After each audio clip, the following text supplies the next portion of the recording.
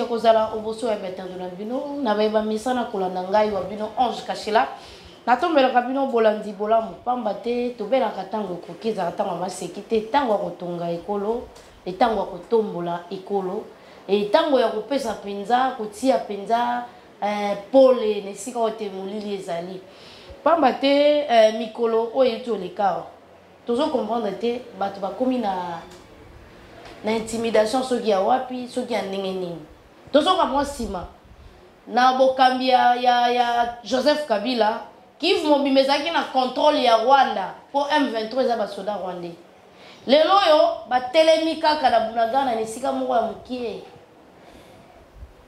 en tout cas na kosepela mingi Stéphane Balamwanye oyo azongeli nga na plateau na bandaki kolela ye plateau kiti etikali vide azongi na plateau akobetela biso kaka masolo ya Bunagana te soki Bunagana te pamba te sika mokie FRDC asali makasi ya kobengana bango mpona kotika bango na esika mokie ekomi lokola kozangisa bato kimia na esika oyo bango bazwaki Kivu mobimba akobeta lisolo ya Bunagana akobeta lisusu espace ya Katanga atamboli na Katanga kobenda na Jacques Yabula na Fifi Masuka elelo tozoyeba ya uti ta Katanga nda moni toka masolo te memoto uti kuna amoni Jacques Yabula misala ni azosala amoni mpe Fifi Masuka yenda koloba akoloba nani azosunga tata ekolo kuna kokota na makandisi na ye na vision ya Antoine Tshilombo Tshisekedi oyo benga mokambi ya ekolo réparateur ya Congo en tout cas na bombango to na lombango penza pona koyoka oyo ya kobimisa totombela ye penza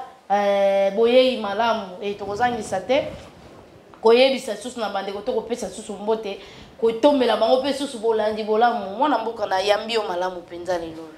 Merci beaucoup Ange Kashila et merci Nabatutu au ballon d'avion de partout.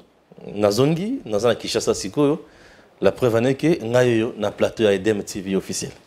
Mwana mboka sengo makasi ya komona yo pona mona ka déjà na solo ngana mikonyo so na nzela téléphone.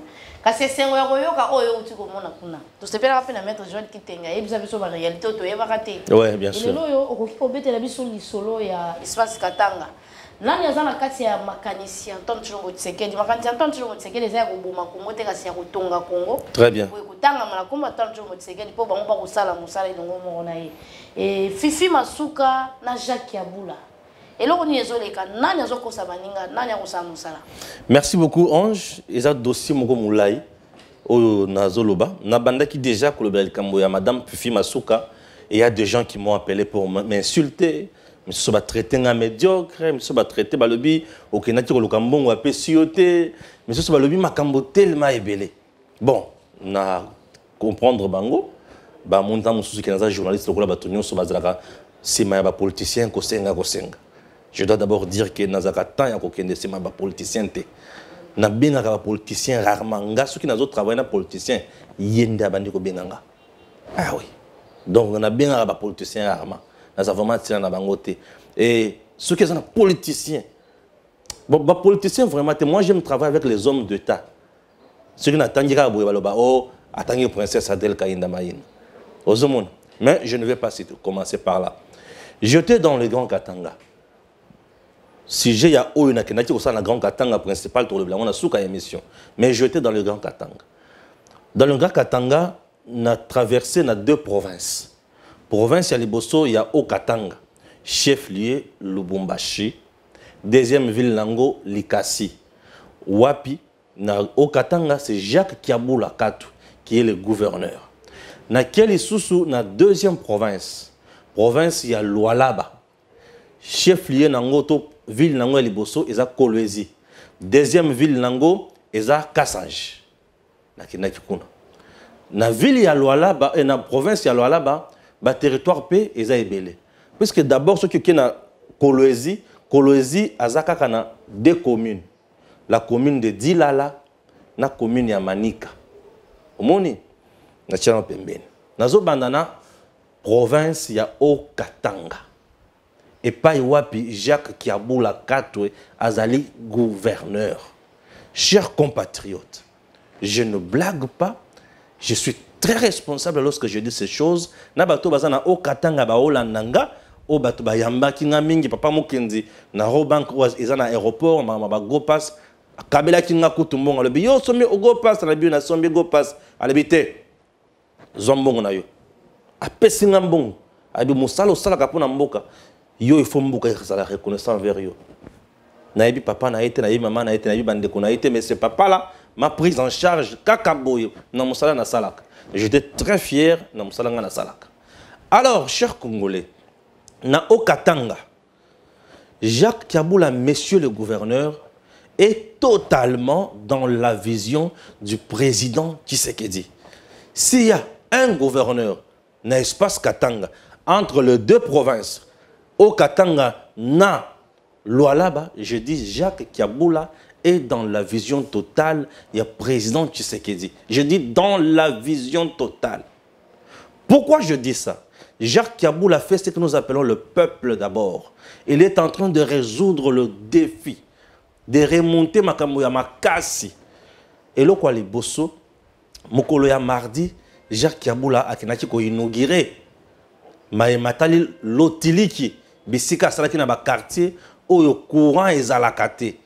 Je mérite Gims à son abisso d'abord dans un reportage. 3 grandes artères, soit 10 km de la voirie de la commune annexe, viennent de s'ajouter sur la liste d'autres routes en pleine réfection dans cette municipalité. Cette fois-ci, ce sont les avenues Kilobé-Lobé prolongées, la vallée et la route Kamasaka. Le gouverneur Jacques Kiaboula Katwe a donné les coups d'envoi des travaux en présence des habitants, satisfaits de cette réalisation. D'où il y a gouverneur et qu'on a tout fait mambo ya bien. Hapa tuna mwombea Mungu eko na mubariki musansi yote parce que tukwaza seke no itakuye hivi. Mais aujourd'hui nous avons Kiaboula Kilobé-Lobé inatupatia furaha. Na shembele ba IDPS inaonesha que tunapata kwa bya kusema kumbele abantu mu 2023 parce que il faut donner ma réalisation ya chef de l'État ou mwetu mu Kilobé-Lobé. Toutes ces artères se croisent et cela rendra les trafics plus fluides dans ces quartiers restés longtemps sans aucune route moderne.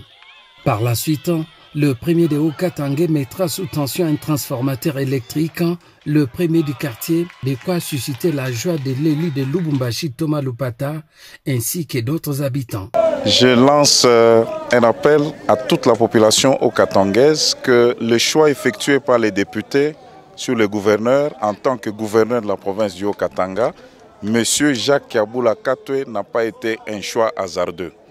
Nous savions que c'est une personne qui avait de l'amour pour la population afin de concrétiser la vision telle que prônée par le chef de l'État. J'ai cité Félix Antoine Tshisekedi Tshilombo.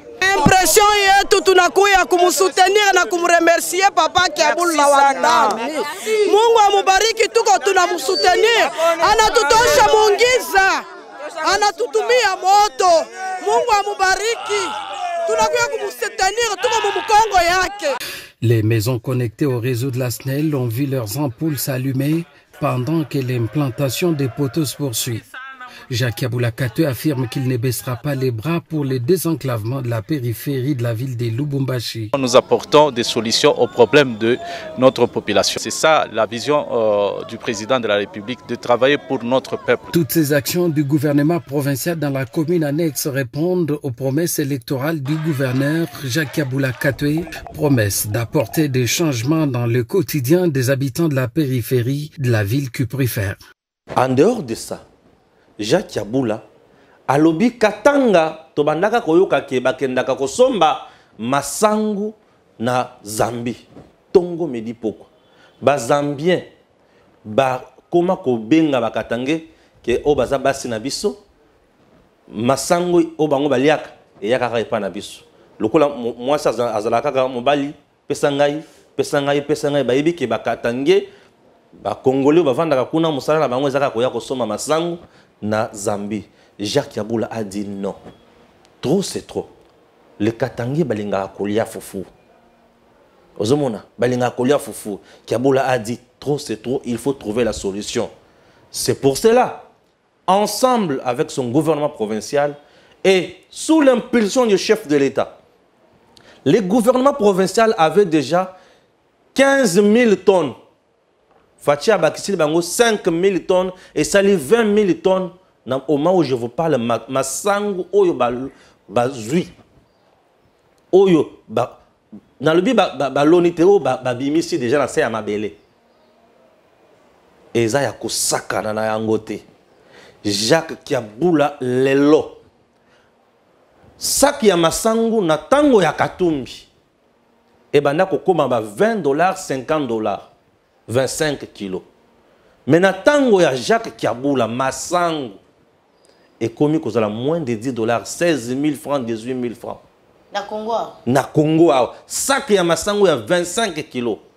Masangu ya ngowana toke na esika ya liboso ko tala bisika batie masangu entrepôt ya liboso bisika batie masangu. Imagine toi que masangu ekomi tellement ebele bazanga na bisika kocha yango eloko ya liboso bazui masangu batie na lupango ya gouvernorat bisika toza awa. Gims na professionnalisme na ye mwana moko komosala msala moko boye Gims soki obengani lelo ekomi ngambo. Gims akomi mutu moko soki obengani ekomi ngambo po mosala komi kosala ekomi kosala na mosala ekomi okotela ye koleka na ye moko mutu. Tala na image ya liboso o Gims olakisa biso toza na gouvernorat talaka na gouvernorat yo na tia biloko nyonso na gouvernorat batie masangu en plein air. Masangu en plein air. Masangu bali komona o ezali pona ko tekela bato te ba Jacques Kiabula sala commerce. Non, il ne fait pas le commerce, mais masangu ya bana ya Katanga au Katanga. Le peuple d'abord balianan. Et le quoi liboso. Tolungwe awa. Toke si qu'on a entrepôt mususu bisika batie masangu. Toke na Jekamine. Jekamine na olobela yango na deux facettes. Facette ya liboso olobela Jekamine masangu. Bisika batie ba entrepôt ya masangu. Tala bisika ya liboso oyo baola kisa biso. Awa bisika oyo boali komona chers compatriotes. Nous avons une affaire de 1200 tonnes. Masangu oyo ici sali 2 ans. Non, ils ont la capacité à faire 2 ans plus tôt. Et bien entretenu. 1200 tonnes, il y a maïs na dépôt. On a dépôt à Liboso. Dépôt, il y a mis baléo bali kola kisabiso. 1300 tonnes, il y a maïs.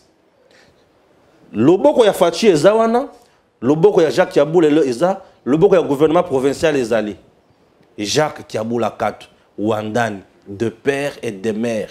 Moi, quand tu fais quelque chose de bien, je viendrai montrer ça au peuple. Kiabula est là. Mais il a travaillé. Nous sommes allés tout le temps. Tout le monde a makamone Tala masangu et belé. Tosuki awate. Avant que ne musika, Gims, tu as une réaction. Il y a Pasteur Gili, Mitterrand, il y a Serge Kabongo. Oui, je constate que la campagne agricole Nabango, jusque-là, c'est à mi-parcours, une réussite. Parce que déjà, tout le monde a visité le gouvernorat, le entrepôt des fortunes au Basali. Maintenant, tu es dans Jekamine, Awawa, Makomeno. Nous avons utilisé l'entrepôt parce que la moisson est là qui est très abondante. Et je suis, comme on dit, très impressionné. Et je pense que le gouverneur a essayé que le président de la République a instruit que ça a plus de 20 000 tonnes et que ça sera bon pour nos compatriotes. D'abord, il y a au Katanga, ceux qui balayent si bango ici, la province.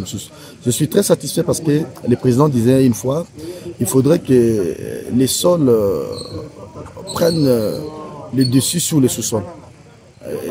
Ça ne peut pas rester un discours vain. Il faut se transformer en action. Et ça, on a vu, c'est un très bon début. Et il faut payer le projet pilote à Boy. Et dans la province, nous sommes de l'eau. On a Kanyamakasi ici, na général Kassungo, qui occupe la commune à Congo central. Il faut passer à la projet. Ils ont par exemple na Maniema, ils ont par exemple à Kisangani, tout comme la province, grande province, il y a Équateur. Donc, pour terminer, je suis très impressionné. Merci. Mais et le liboso to monina no enceinte ya Jekamine nango ekomi kala salité banda ko mususu ebeba mais du moins 1200 tonnes ya masango na kati entrepôt yo Jacques Kiabula soutenu par le chef de l'État pour na kolesa bana Congo pour le Bénin. Ndeko balamwange eza kokamwa d'abord place au koti bato bakota na noté nous sommes bel et bien Jekamine. Et puis, toye total entrepôt, oyo bandeko baomona 1200 tonnes de maïs. Sous l'impulsion du chef de l'État, oyo eza codé et dirigé dans son fils politique Jacques Kiaboula Katoué. Donc, oyo a matérialisé la vision du chef de l'État, Félix Antoine Tshisekedi Tshilombo. Donc, oyo nyonso, Papa Stéphane, et sa réponse du berger à la bergère. Puisque, nakolo banuelo komoko lelo, toyokaka, tomonaka, ba déplaça chaîne ya RTNC, et l'on voit qu'il n'est qu'un bande pour pas l'acception d'un Congolais, une affaire à 285 millions de dollars américains et bima. Et le komo ke monanate mais oyo sans bruit et le komo ke salamité oyo kité mais yo mokotala entrepôt oyo ozola na kati niveau ya maïs eza na kati comme pas possible. Donc Papa Stéphane et batuba zala na motema malamu. Là maintenant j'ai rejoint directement ma mère Bobila Dawa na interview musclée oyo auto sala de 9 de cette année. Il y a kolobake peuple tosunga bakonzi ya mboka, peuple tosunga mokonzi ya mboka, puisque lobi soki Mobutu alaki mabe les lopé fachi encore mabe. Au contraire, na kati wana peuple a passé une affaire à 20 ans d'années dans les noirs, mais les losiko tala peuple o ali na kata molili ta les loba action auto komi komona. Donc merci au chef de l'État, président de la République Félix Antoine Tshisekedi Tshilombo, et merci aussi na gouvernement ya Bawarios ou les lobo batu musuba osa la campagne de diabolisation Papa Stéphane Balamwange que batu baolia tenza les ali to ebite nzalango za poinini, et le gouvernement se mobilise, se prépare pour nanini ba réalité nyonso otomoni yango ezaka ndinga notre ba na plateau Congo ezaka Kinshasa te. Merci beaucoup. Merci beaucoup Pasteur Metumuni. J'ai quand même abandonné quand même aussi hein. Kabila au juste avant au salani na mboko Pasteur. Papa Stéphane Balamwange to sala mosalo to yeko sala ngana to kozonga place to fungola babiloko na auto yoki na auto moni to lobango na kin. Merci. To pesa na auto pesa sikoyo. Très bien. Rendez-vous na kin des places autour na motuna, des places pe na ko expliquer batu que non ba maison en CNSS. Ya Jekamine auto loba ba maison ya ba miba et tekama au détriment il y a une famille on va yakaba s'enrichir na mboka oyo. Somo. Merci. Je suis impressionné par la provision de 2 ans qui se trouve dans ces magasins. Donc 1200 tonnes ici. Ça fait 2 ans qu'il y a de maïs ici. 1200 tonnes. Dire que le président ne fait rien en termes d'autosuffisance alimentaire, c'est faux. Parce que les Katanga, Zalaki, buté na pénurie. Il y a maïs. Aujourd'hui, avec le gouverneur Jacques Kiaboula, cette question est résolue, ce problème est résolu. Si vous entrez ici, ça va vous impressionner. Donc les gens qui disent que Fachi ne fait rien, Fachi est là pour voyager seulement, ils se trompent. Et nous sommes là pour récolter des éléments de réponse, des éléments d'émission. Rendez-vous à Kinshasa avec Stéphane Balamwange chaque samedi, hein, les dios là. Mesdames et messieurs, vous aurez chaud, surtout les détracteurs du président Félix. Très bien. Vous aurez il y aura un problème sérieux. Merci. Parce que nous avons des éléments, nous avons de preuves qui attestent finalement que le président Félix, c'est un monsieur qui n'a pas de repos, c'est un monsieur qui prend son temps pour travailler pour le bien-être de son peuple. Et le temps est venu, c'est vrai qu'il n'est pas encore à la fin de son premier mandat, mais le fait que les détracteurs, les opposants, veulent assez qu'on puisse déjà parler en termes de bilan. Beaucoup moins on bilan. Beaucoup de éléments. Tolongwe sikoyo bisona tokoti na mutuka. Tozo kende wapi. Bisika sikoyo Jacques Kiaboula. Katumbi ya sala masango na ye azotekela batu. Ya ye. Azotekela batu. Kiaboula siko asali masango na yete. Masango ya province. C'est que l'État a la vocation à faire le commerce. Mais Katumbi faisait le commerce. Donc, il y a $15 ou $17. Il y a les provinces étaient comme ça. Maintenant, Kiaboula a fait quoi? Le gouverneur Jacques Kiaboula, lui, n'a pas transformé l'État au Katanga à comment commerçant. Mon toit, c'est qui commerçant avec Katumbi. Katumbi a vendu même le brick. Il a vendu maïs dans ma chambre. J'ai toujours demandé aux gens, montrez-moi bilanga oyo katumbi atika pona katanga. Et ça l'a katé. Mais Kiaboula, lui, a créé un champ pona katanga. Donc, gouvernement a sali et puis mbongo où tu peux pas ya gouvernement central sous la bénédiction du président qui s'est dit pona bana ya katanga basala nini balia. Masango yangwana. C'est comme masango bisika oyo toke sikoyo. Bomoni awa bisika bazokende ko nikisa masango. Et c'est une autre société oyo est en partenariat na gouvernement provincial ya Okatanga. Oyo Kiaboula signé na bango partenariat le bi bozui masango bonikisi boche na ba sac boteki bopesi province mbongo na ye na intérêt wana bino pe bozana na part na bino na musala bosala. Et a créé une fois de plus l'emploi avec cette société là parce que cette société là il faut taper ba taxe na province en même temps bana ya kata o katanga ba kozala engagé la société wana tala Jean Kiaboula tala bato bazana vision ya mokonzi ya mboka. Et il vous dit tout ça c'est Fachi Béton. Et désormais sur Edem TV Fachi Béton ou rien. C'est le principe aujourd'hui qui va nous diriger sur Edem TV. Pourquoi? Puisque le président Tshisekedi aujourd'hui est devenu une bénédiction totale pour le Congo. Alors, les Congolais qui kosoma biloko ART. Tina owa pe Fachi alobaka. To komi na moment oyo mabele et ça là revanche nango na sous mabele.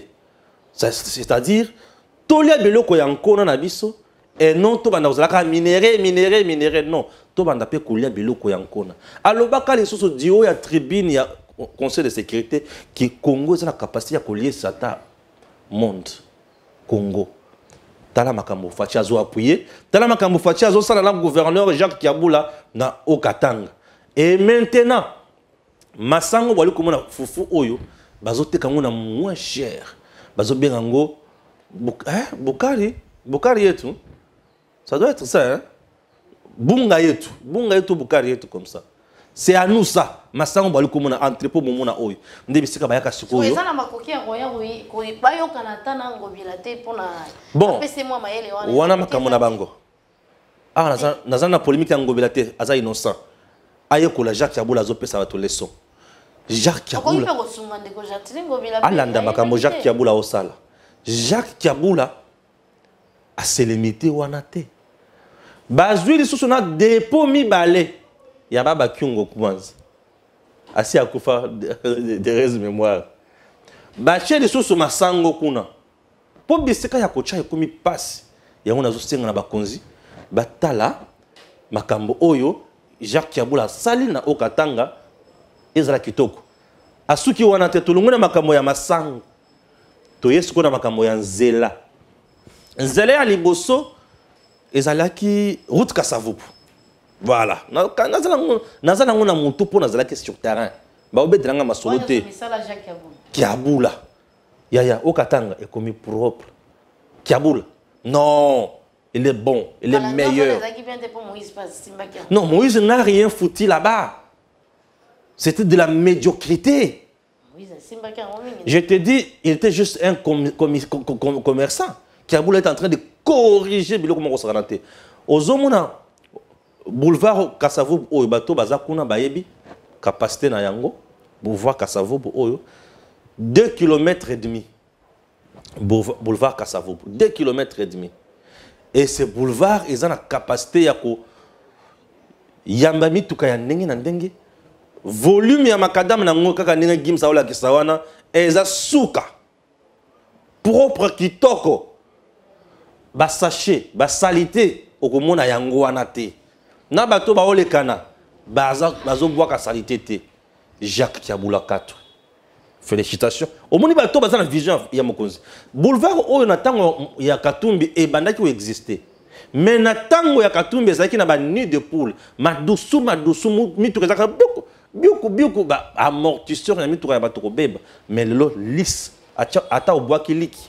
Et qui est ezongi liki. Tu te rends compte, liki. Et que soin, zongi soin, liki. Ça, c'est avec Jacques Yaboula. Et au-delà de ça, non, dans le bac, moi, je vais commencer à montrer la misala ya malamu. Tu le boulevard, tu le boulevard ni Gims. Boulevard, non, rond-point, tu le boulevard Yami Balé. Boulevard Yami Balé, Oyo, Bissika, et oh, ils ont la résidence, il y a président de la République. Boulevard, le nom m'échappe. Je vais dire ça. Le nom m'échappe, il y a boulevard. Bato Bazakuna Bayebi. T'as la boulevard qui te appelle 2 km et demi. Natango Kabila boulevard boali comme on a Oyo.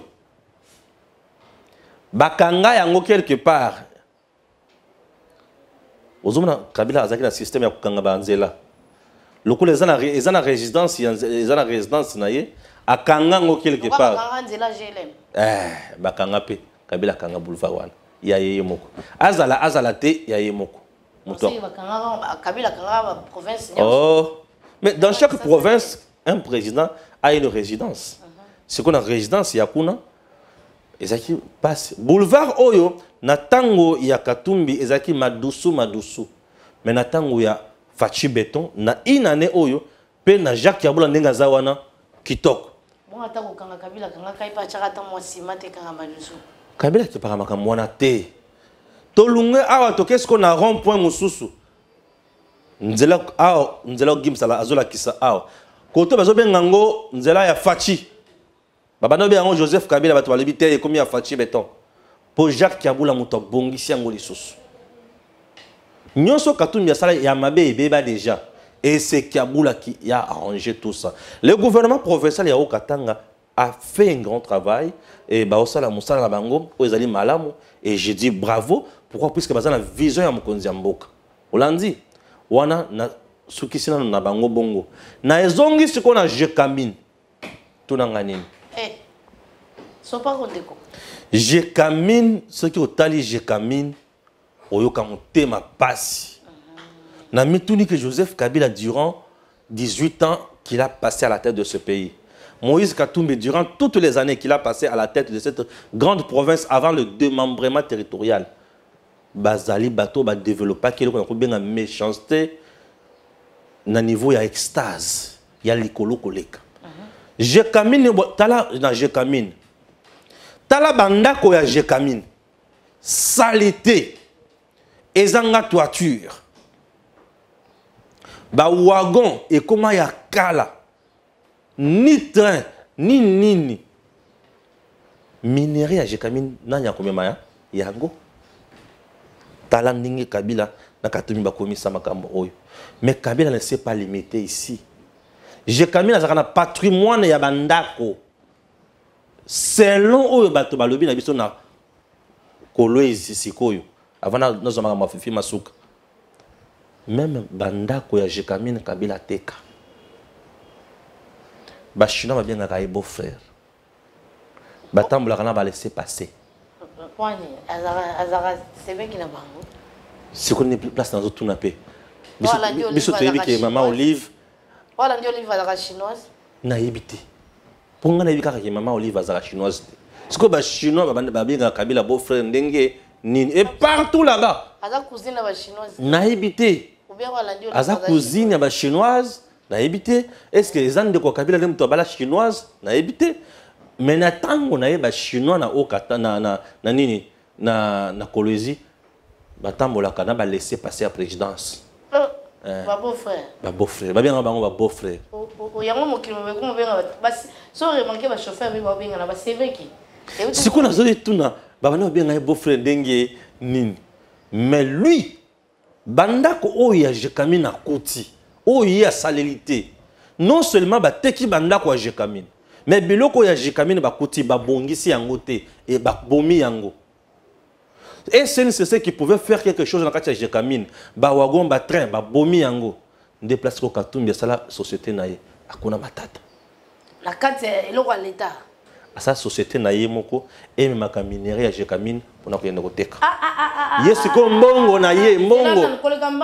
Nazana no wana. Mbongo esa la siko na libenga naie. Zelana. So wana msima. Katumbi asali société naie wapi? Nakatanga. Nakatanga côté ni na saleli na. Akuna matata siko société wana ezo siko ba minerai ya Jekamine ezo kinoteka. Jekamine wa l'état. Jekamine à l'état. Et bango Jekamine à l'état ozomona oyo. Mais Moni Katumbi a raison pour saler l'autre pour aller tirer l'oiseau ils jouent biloko ya l'état mtakotuna likambazate. Natango wana tango zaki gouverneur asala makamonyo soana. Yango mona Jekamine akita. Kata Jekamine. Jekamine, le pango boli comme on a oeza Jekamine. Et ça la Sony. Au côté, n'a pas tout travailler, n'a mis tout Jekamine le poumon dans le temps. Mais t'as la poumon, n'dengue ba commissaire yango. Il est comme tu vas là, Gim ça l'expression mon bon Jekamine non? Mon bon Jekamine. Poumon. Poumon. Nani akotala, nani akomona, nani akolobela ngo lisusu. Batouana baboma basala sala. Donc nasuki na longo na makamba o katanga. Na qu'est-ce qu'on a Kolwezi. Makamba na mona Kolwezi. Bisika bato bali ko fingela ngai Kolwezi. Na Kolwezi c'est que moi je retiens oyo madame Fifi Masuka a salé à malamu. Exact que Kabila n'a pas construit une maison présidentielle na Kolwezi. Mais c'est Fifi Masuka qui est en train de construire la résidence présidentielle na Kolwezi. Et le Kouana, je suis d'accord avec elle. Voilà. Elle a fait. Hollandi, oui, madame Fifi Masuka est en train de faire. Naké, pourquoi tu vas na Tamboli? Je suis allé na Kasulu. Tokoti ba band. Il y a banzela bazo sala, na moni pesa ba chantier, ezo salema na Kasulu. Je suis allé là-bas. Na Lungwe na Kasulu. Parce que Kolwezi, c'est dans deux communes. Dilala, na Manika. Na Manika, ça va. Na Dilala, moi, Mouinda Pezali, c'est bon. Mouinda pour écracher public, c'est nango. Oui, c'est nango. Kolwezi, na Okatanga, bakeseni. Sikoyo, eza na nzela. Oyo, ezo lungwa. Na Kolwezi, wana ezo keneti na sandoa. Na tuni bato balobi. Nzela, wana, ce n'est pas l'œuvre de Fifi Masuka. Et les promesses à Félix Tshisekedi, oyo asalaka na notabilité à Sandoa. Et notabilité à Sandoa wana ikendaka kokutana na président Tshisekedi. Et cette notabilité a été acheminée par princesse Adèle Kainda Maïna. Nde sikoyo fachi alakaka bango nzela wana. Nde nzela bayiko sanzela en terre battue tina Sandoa. Et selon les informations que j'ai cueillies sur place, bayebi singa ki na Sandoa Fifi Masuka tikala konyata te. Eza territoire nakati ya province ya Lualaba. Yo za gouverneur nakati ya province o tikala kokoma na Sandoa te pour quel motif? Ozomona, j'ai senti que moi sans faisait négligence, eza trop pris na habité. Omoni wana batu mususu balobi. Puisque na Lualaba il y a deux camps qui se dessinent. Nous avons le camp Mouyej et le camp Fifi Masuka. Pour le camp de Mouyej, Mouyej a Lungwa, la province, on a à cause de Fifi Masuka. Alors pour le camp de Fifi Masuka, de la population, on a tout dit, madame Fifi Masuka, a vendu mingi na makambuya, nini, comment, tribalisme. Dans le bi, ah, ils ont solo tout ça le quota. Mais maintenant, ici, je vais éclairer bien les gens. Tribalisme, est-ce que c'est elle qui encourage ça ou ce sont ses proches? C'est une question que je pose. Population de Alobi, ce n'est pas moi, Balamong, qui dit que Fifi Masuka est tribaliste. J'ai posé des questions à la population. Avant de poser ces questions-là, j'ai reçu d'abord Batou où va soutenir Fifi Masuka sur mon plateau. C'était dans le niveau, il y a un rond-point Moko Wana na Katanga, na Kolwezi. Alors, na rond-point Wana, Batouana Balobi Fifi Masuka n'est pas tribaliste. C'est un camp qui a parlé. Je suis allé vers aussi un autre camp. Mais ce camp-là, Madame Fifi Masuka est tribaliste. Je dis, ce n'est pas moi Balamon qui dit, mais population en lobby. Ici, au lieu de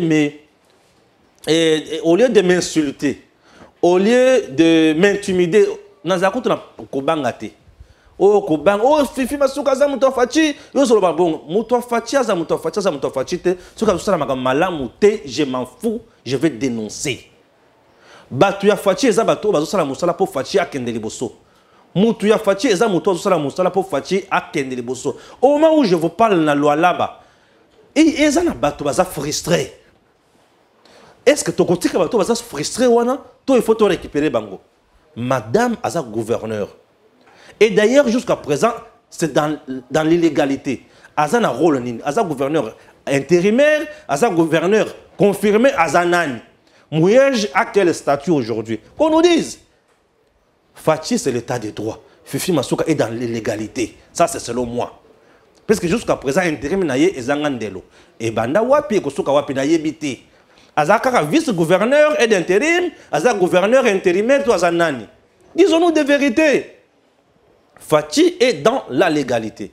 Fifi Masuka bape sa statut naye. Azanani gouverneur nini. Et d'intérim ti wapi. Mouyej aza statut nini. Ce qui mouyej aza statut ya kiasi à Longwa, qu'on organise des élections à là-bas.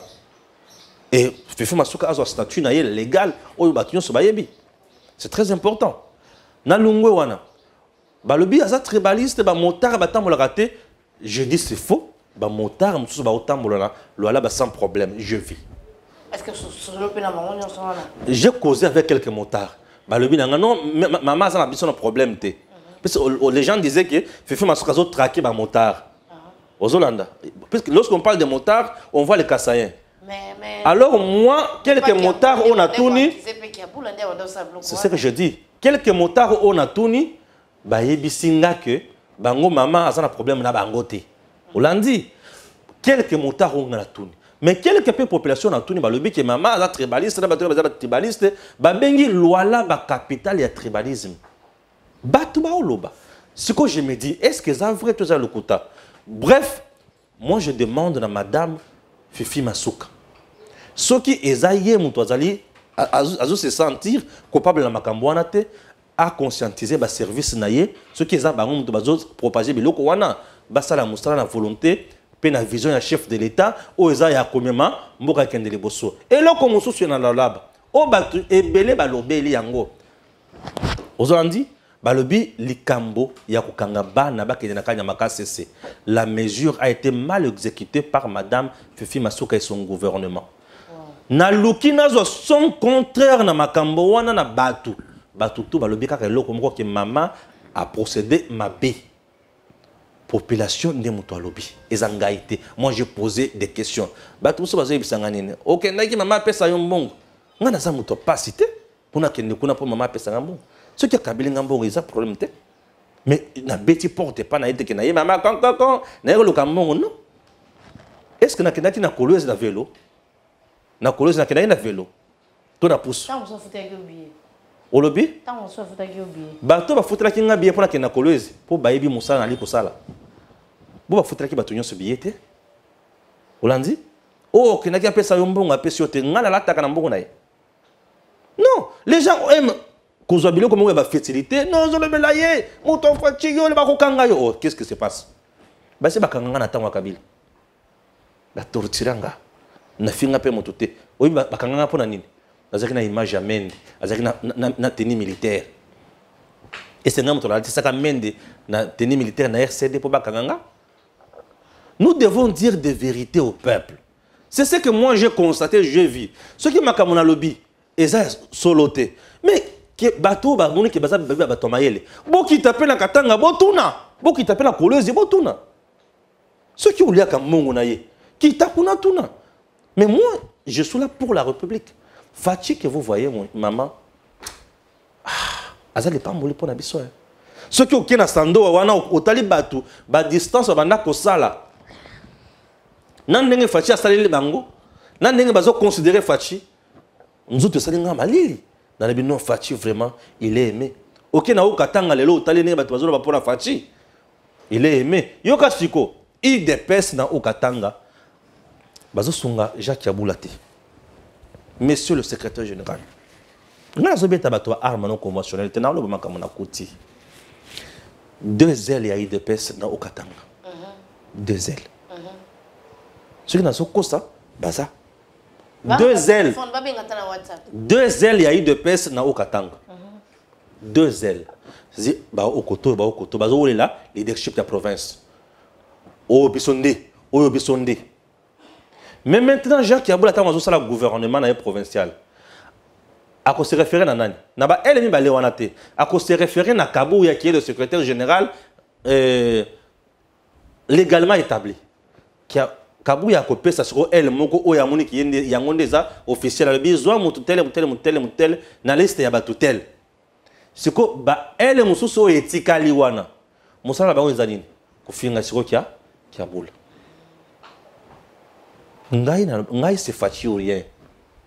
Musala bango za kofinga kia bula. Siko tamba zo finga kia bula bakatange mususu. Bazo sepelate ninge bazo mona mwana na bango bazo finga. Or, Kiaboula, Aza, marketeur, il y a Fachi, les bosseurs bakatangi wana. Siko, tant bazo finga wana, bazo sa le lande Fachi malamu, to bazo sa la Fachi mabe.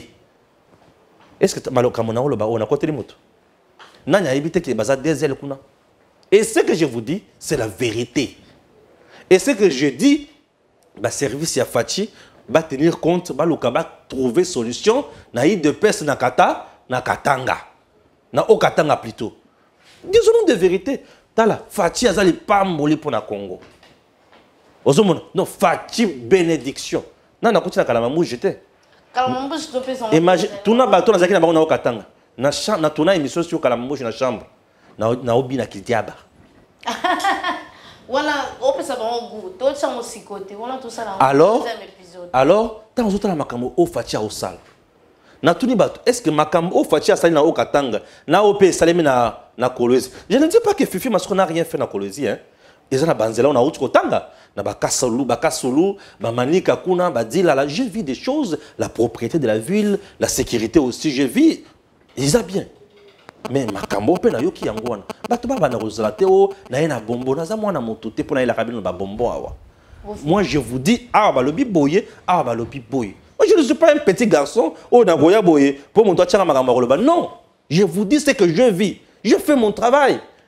Oh, Stéphane, comme il faut journaliste, pour le biquet, na Kolwezi ça boy. Bon, le coup là, yo, aux ala certificat, ça va vrai, là, faux journaliste, pesa kassi. Non, c'est énervant parfois. Nous travaillons pour le pays. Imagine-toi que j'ai raté 2 accidents mortels. Nanzala ya nazoken luno na lunga lubumbashi na okende côté na bana okende des accidents mortels ozo ya boirement ke lungu koto yo bou na jipu boza bo devient monter des accidents mortels misala oyo fifi masu misala oyo fifi masu kazo sala na kati ya okatanga ya banzela na lolaba ya banzela c'est Fachi qui est derrière ça mais la communication de Fifi Masuka ne dit pas que c'est Fachi. On dit que c'est Fifi. Le gouverneur fait tout sur base de la vision d'un chef de l'État. C'est ça que les gens oublient. Moi, je n'ai pas fait mes sciences politiques pour cracher sur ça, non. Moi, mon père n'a pauvreté, a tangisana kelasi. Et faut na ma kamonen ezali. Ce que tu vas bater. Na tu le palais présidentiel ou maison présidentielle na loi là-bas, mon toit zotonga yango c'est qui? Fifi Masuka. Ce n'est pas la vérité, c'est elle. Kabila n'a pas fait ça. Mouye José n'a pas fait ça, mais c'est Fifi Masuka. Après 500 francs pour le bango, il a fait. C'est la vérité, c'est tout.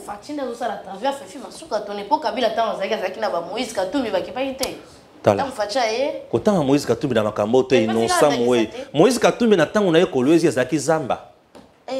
Moïse Katumbi c'est parmi les piètres gouverneurs qu'on a connus dans ce pays. Ces messieurs là na lukié na kete na njanja eza pembeni ya kamalon. Loire na yebi na mama pero lo nti pero na nga koloba makambo wana te avant da kuna apanza miso na nga zo panza yango akubisa Kabila nga zo kumisa Kabila basala ba couple na bango. Je suis allé dans Njanja. Je suis allé dans Ndakala na Bitoy. Hein? Je suis allé dans na Bitoy. Tokuti muto so tekele biso Ndakala na Bitoy. Fanatique. Atalanga boy. Stéphane de père et de mère na c'est original. Atalanga boy Mitterrand ya. Ah. Atalanga boy pasteur Gili ah. Achili biso Ndakala azo se mango boy. Achina. Azo se mona maboko boy. Na ye na Ndakala. Azo se mango boy. Azo se mango boy. Ba pesa nga bitoy ba pesa na misato ala bit pona musalo salaka na oloba poso na zone so na ba ko bakisa nga 4 bitoy ozomona alors même bisika stade ya Mazembeza wana na tuni site wana za site ya ba catholique Katumbi azo site ya ba catholique ndenge nini ekoma yaye imagine toi yoka hôtel Il y a plage, oui. Benjamin peut connaître là-bas. Côté, il y a lac Tchombe. Et ça, la concession, il y a une famille Mobutu. Bah, tu connais ce labango. Kabila na batunaye ba boto lango. C'est comme comment ne pas aimer Fachi. Vous avez la jeune fille. Ah, Fachi. Fachi, c'est que jeune fille, présidente, il y a jeune fille. Mbele bato aboma mabal. Mon tout à côté na kisi kaka zoye. Dans la Fachi, aza tellement bon que le cana bonbon. Ozomona. Maman. Ah, t'es Fachi. Ah, Fachi, ça n'engage pas bien. Donc, Fachi, quand tu as coupé sa mouton, se sourire. Azo peut sa mouton, se sourire. Et tout le monde qui travaille dans la vision de Fachi, bah là, moi, je suis d'accord avec Bango. Stéphane Malamwange, kasi tokota masolo to kabana weza masolo ya Bunagana. Confusion za makasi hein. Bunagana. Ba misusu walobio territoire, ba misusu walobio isa province.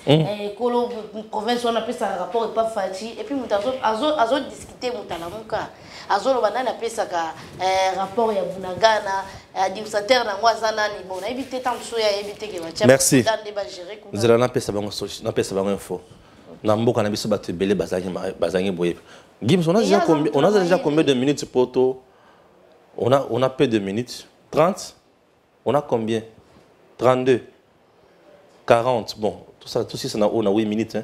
Pour nous appeler, mais aussi la émission Moussous. Bunagana est allé citer Mukoya Moké na kati ya territoire ya Rutshuru. Et Rutshuru ango est na kati ya province ya Ituri. Ituri na Nord Kivu baza na état de siège. Ces deux provinces sont dirigées par des militaires. Et le territoire Moussoussou, na entité Moussoussou est dirigé par des militaires et des policiers.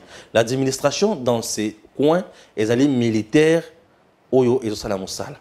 Alors, l'information nyonso et qui n'est pas un gouverneur militaire, c'est le gouverneur militaire qui donne les informations, rapports et pas le président. Bunagana, ce n'est pas la première fois qu'ils ont occupé na Banguna, Bayaba Rwandais. Bunagana, ils ont occupé plus de 15 à 18 mois sous Joseph Kabila, par toujours M23. Ils ont quoi na Bango, Bayabine, Kobako Telaka. Congo, ils ont mounene. Je suis allé à Sandoa. Sandoa, ils ont. Ah, on a Sandoa, place de Vandi, ah. 2800 et quelques kilomètres. Ah, place de Vandi, ah. Ti Sandoa, 2800 kilomètres.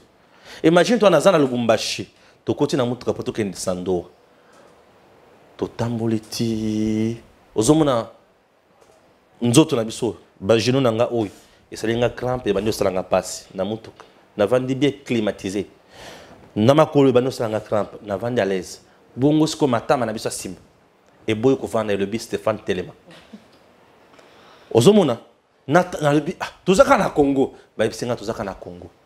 Et quand j'arrive à Sandoa, on me dit, de Sandoa, Kino, Kasai, Chikap, 400 km. 400 km. Raison pour laquelle, dans Sandoa, nous avons des tribus. Nous avons les Rondes et les Tchokwe. Les Tchokwe sont aussi nombreux à Chikapa et nombreux aussi dans les Bandundu. Chikapa, Bandundu, Sandoa, Baza, moi, triangle. Sando azana rivière munene o elekiwana babenya ngo rivière Lulua. Benjamin connaît que rivière Lulua ezana Kasai central. Moi qui tu vois on m'appelle Moina Lulua, Bena Lulua. Nous portons district ya Lulua pour ma rivière wana. Na kuti rivière wana les sous wapi na Sandoa. Même non Lulua. Imagine-toi, les Congo est compliqué, bizarre. Ceux qui ont tamboli la Congo te koyeba Congo te. Et on a tamboli la Congo, na tamboli tina place wana grâce à nani? Mama Kipendane, Mama Princesse Adèle Kainda. Oh yo komaka mama, Aza mama. Ce qu'on a comme yo. Alors, je suis arrivé là. Au moment où je te parle, Loulou on a zolo bawana. Fatia Sachikuna, azo jeté pont à 150 mètres. Na Loulou wana, o ya Sandoa te, mais ya côté à Kananga. Mais on est dans le Loulou na Kananga. Pont est à 150 mètres. Pour na bateau bayebi mai wana kuna bayebi tia. Siko yuka miracle ya Nzambe. Loulou wana weza na Sandoa weza na mbisi ya kosakana te. Pour na Sandoa to liembisi to boyi yango. So kende na luluwa ya kananga mbisi ezaka mingi te. Nzambe na miracle na ye. Luluwa ya sandoa eza na or na kati. Luluwa ya kananga kuna eloko malongeza te. Ta niveau. Siko Fachi atiki kuna na lebata moi 50 km ya route urbaine na Kananga. Pour ça que nous sommes le pango na Kananga. Fachi azongi singa pour ça pas na biso. Non ça peut me Kananga. Je suis du Kasai central. Qu'est-ce que tu veux? Quoi trop que je essaie pas na biso. Vouloir akalesha kaloma kwa. Mutu nyonso azaka pas na bango. Ne se fayo le pas na bango. Za wapi? Sénégal. Mutu na mutuzali pas na bango. Sénégal, Cameroun. Na habité. Alors Fachi asoki ka wana te. Pona biso tu yebi Congo. Makambo ya Kalamambo jina kamwesha na kolobela yango après. Mais imagine-toi, national numéro 1. Na kuti pe national numéro 1 na Lubumbashi. National numéro 1 na Lubumbashi on est ekokende petit na Mwanda. Est-ce que batu bayibi makambo yo? Ya Lubumbashi ti Mwanda. National numéro 1. Car moko wana ezokende ti. Siko bazo sala ngoto selon plan ya. Ya kuna esi salemi. National wana. Tronçon ezapena na tronçon babengi yango de Kananga ti Kamwesh. Parti national numéro 1 ezapé. Et qui le Chikap. Et qui Bandundu. Et l'équipe Bandundu. Bandundu pouvait comité de Kishas. Ah, ben on bypass. Souvent c'est qu'il faut. C'est on sait qu'il faut changer la constitution. Tu peux ça 10 ans dans le Vous avez Fachi ce que au PC 10 ans à pouvoir tout ça les rare. Biloko Fachi ça na Congo. Ce kotanga webimi. Et on so comprendre et on comprendre était Fachi c'est un envoyé spécial de Dieu pour délivrer le Congo dans maboko ya Bakatumbi, Bakabila, Bafayulu, Bamuzito, banani lisusu. Babokwege, banani. Base belé au baza na posa bazongisa Congo na libulu. Olandi na otu na kaka. Tant bazo bien na Kabila. Bof na Lualaba. Na ba chinois. Maman oli baza chinoise. Ya mutu na kana tu. Comme confusion faut y. Non, tout ce qu'elle a non awat. Tout ce qu'elle a. Tout ce qu'elle a pour tout ça c'est le deuxième numéro. Bande ko balandi na moni et monsieur Sili tout ce qui